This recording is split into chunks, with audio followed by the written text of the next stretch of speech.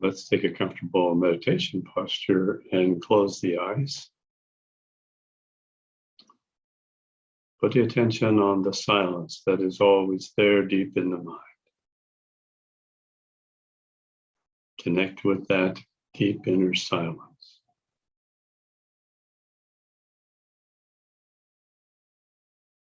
Become the silence. You are that silent witness.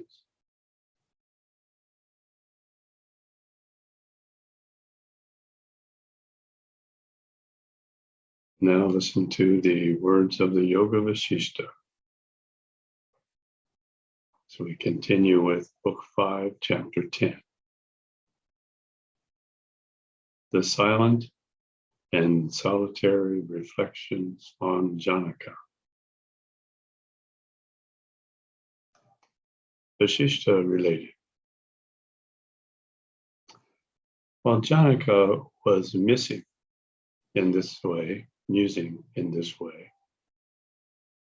his chamberlain entered and came before him, like Aruna, standing before the chariot of the sun. The chamberlain said, "O sire, your kingdom is safe under your protecting arms. Now rise to attend to the daily rites as it becomes your majesty." The maidservants are waiting with their water pots for your bath, filled with water perfumed with flowers, camphor, and saffron.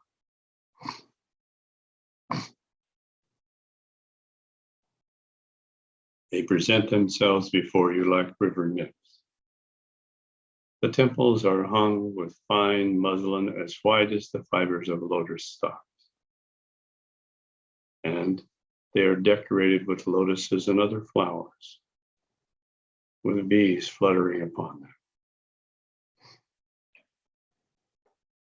Men with feather fans, chariots, elephants, horses, and umbrellas stand ready to serve you at the time of your bath. The altars are filled with heaps of flowers,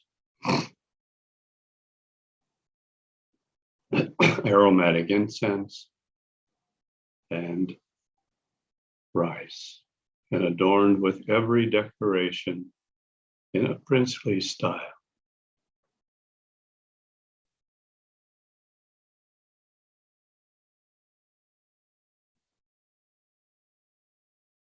The Brahmins are waiting there for your majesty's presence.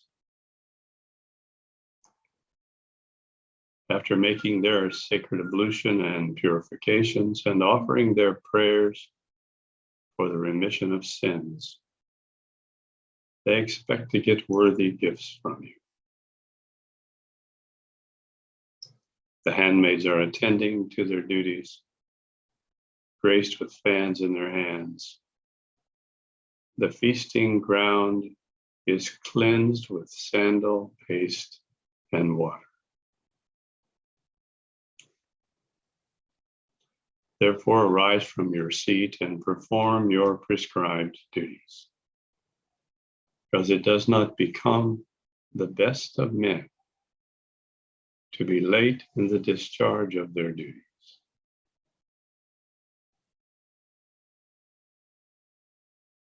Though asked in this way by the head chamberlain,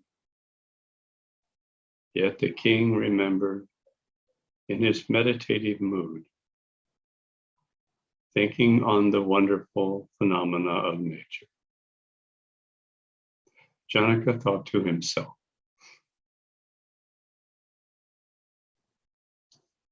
this royalty and these duties of mine are for a very short time.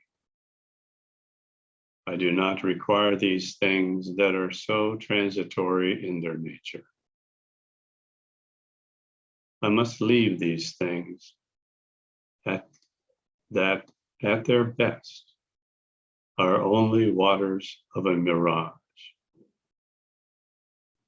I must remain close to myself in my lonely seclusion, like a calm and solitary lake.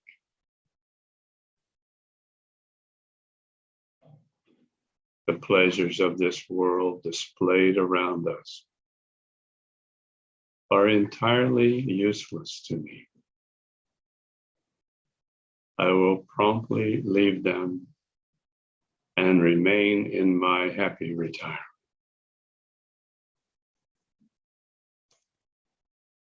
Hold my heart to avoid the snares of disease and death, and abandon your shrewdness in pursuing the objects of your desire.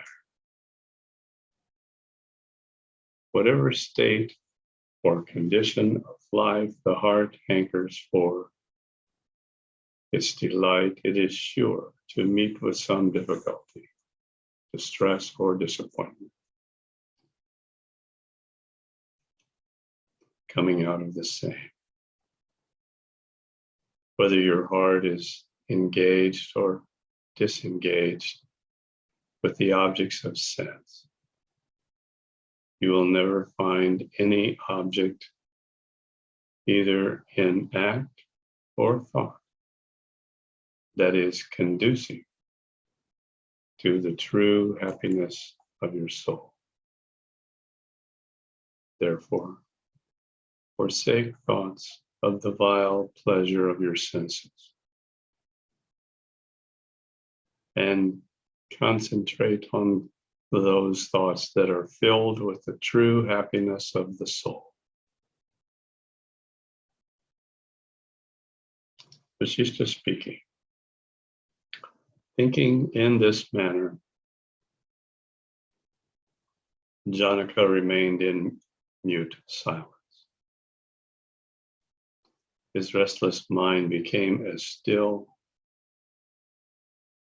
and made him sit down like a picture in a painting or like a statue. The chamberlain uttered not a word more. He stood silent in mute respect and fear of his master, and from his knowledge of the disposition of kings. Janaka, in his state of silent meditation, reflected again on the vanity of human life with cool calmness of his mind and thought. Janaka, thinking to himself, now must I be diligent to find the best and most precious treasure in the world, and know what is that imperishable thing to which I must bind my soul as its surest anchor. What is the good of doing or not doing my acts? Nothing is produced of anything which is not perishable in its nature. It matters not whether the body is active or inactive, because all the body's actions end in utter inaction, as all force is reduced to rest. It is the pure consciousness within me that always remains the same, and it loses nothing from the loss of the body or from lack of physical action. I do not wish to have what I have not, or dare leave what I already have. I am content with myself. So let me have what is mine and what I have.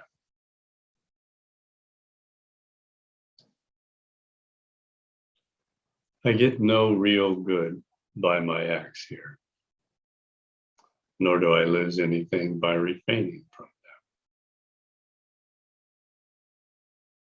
What I get by my acts or lack of action is all zero and void of vanities, and nothing to my purpose or liking. Whether I am doing or not doing, and whether my acts are proper or improper, I have nothing to desire here, nor anything desirable that I have to expect from them. I have got what was due according to my past actions. This body is the result of my former acts. It may continue its motion and actions, or it may become still and fade away. It is all the same to me. The mind being set at ease by lack of its action or passion, the actions of the body and its members are similarly at ease by not doing. The acts of men which happen to take place as the results of their destiny or previous actions are reckoned as no acts of theirs. The impressions which the inner soul fears of its past actions and passions gives it color in the later nature and character of men's actions. Now my soul has obtained its imperishable state of spirituality. I am free from the frequent changes of transmigrations to my body and mind.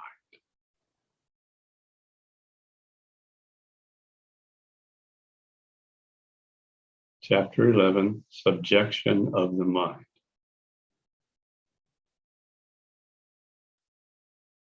Vashishta related. Thinking this way, Janaka rose up to perform the daily rites as usual, and without any sense of his agency. He did his duty in the way as the sun rises every day to bring the morning, without his consciousness of it.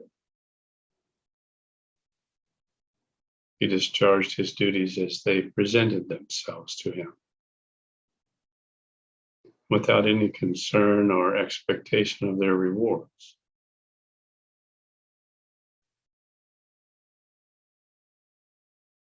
He did them awake as if he were sleeping. Having discharged his duties of the day and honored the gods and the priests, he passed the night absorbed in meditation. His mind being set at ease and his wandering thoughts repressed from their objects, he pondered in his mind in the dead of night. Janaka thought, "O my mind that is wandering all about with the revolving world, know that your restlessness is not agreeable to the peace of my soul. Therefore rest quietly from your wanderings abroad. It is your business to imagine many things at your pleasure because you think you have a world of thoughts present for you every moment. You shoot forth in innumerable sorrows by the desire of endless enjoyments. Like a tree shoots out into 100 branches from being watered at the roots.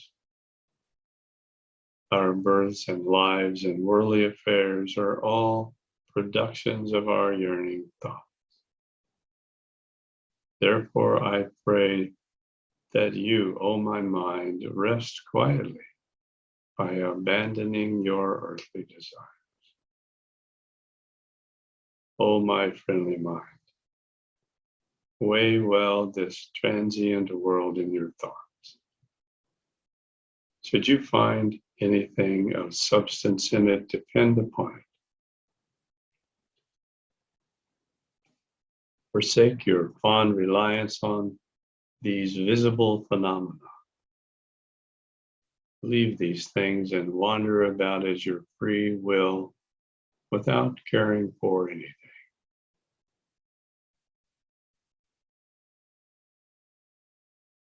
Whether this unreal scene appears or disappears from your sight, in either case, you should not suffer by being affected by it. You can have no concern with visible objects. What concern can one have with any earthly thing that is non-existent of itself, like an unsubstantial shadow?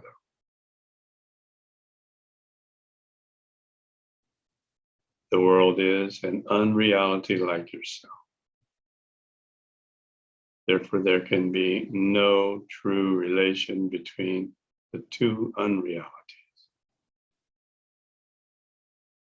It is only a dispute over words to maintain the relation of two negatives to one another. Even if we assume that you are a reality and the world is unreal, still there can be no agreement between, and there is none between the living and the dead, or between the positive and negative ideas. Should both mind and the world be realities and coexist forever, then there can be no reason for the joy or sorrow of the one at the gate or loss of the other. Therefore, avoid the great malady of worldliness and enjoy the silent joy in yourself, like one sitting in the undisturbed depths of the ocean, with the rolling tide and waves above his head. Do not be consumed by the fiery remorse of worldliness,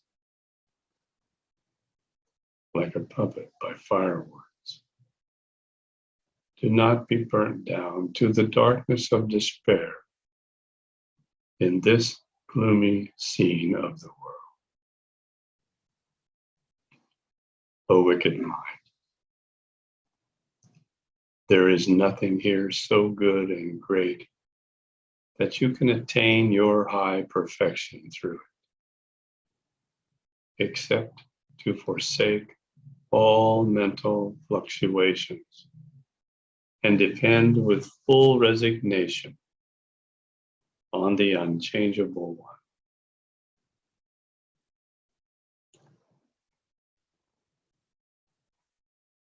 Chapter 12, on the greatness of reasoning, self-inquiry.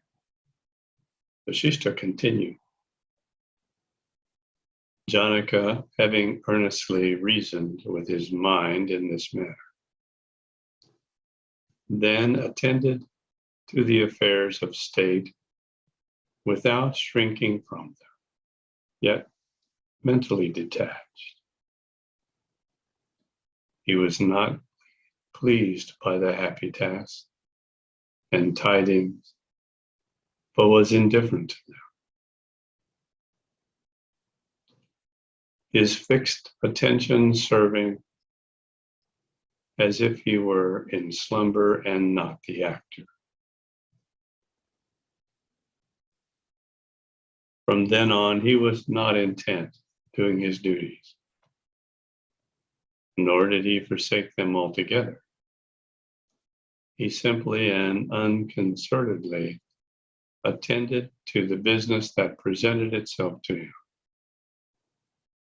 His constant habit of reasoning allowed him to understand the eternal truth and preserved his consciousness from blunders, like the sky by flying dust. By his cultivation of reasoning, his mind was enlightened and filled with all knowledge. Unaccustomed to duality, his mind learned to know only the soul unity, and his intelligent soul shone within him like the fully bright sun in the sky.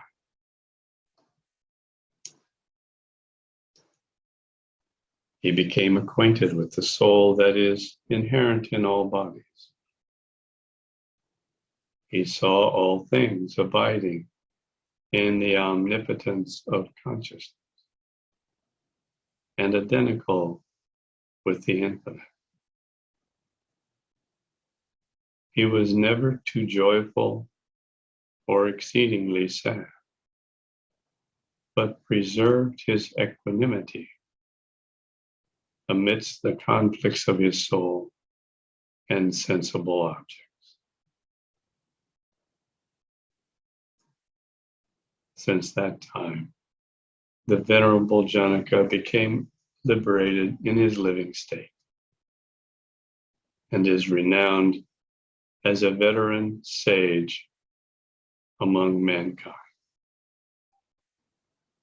He continues to rule the land of the Videha people without being subject to feeling of joy or sorrow, not even for a moment.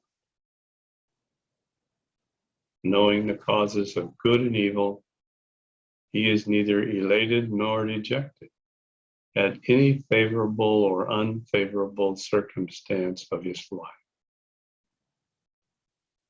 Nor does he feel glad or sad at any good or bad accident relating to state. He completes his duties without letting his mind to them. His mind is wholly employed in his intellectual speculations.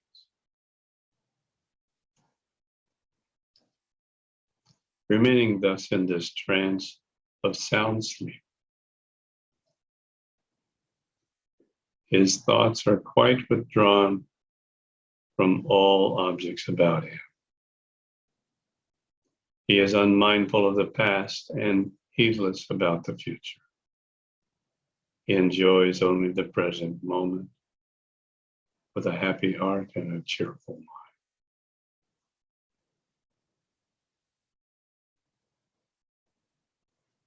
Now let us continue, established as the silent witness. Employ the technique of Trimana Sanyama on the esoteric Mahamantra and balance all karmic traces that have been touched by today's reading.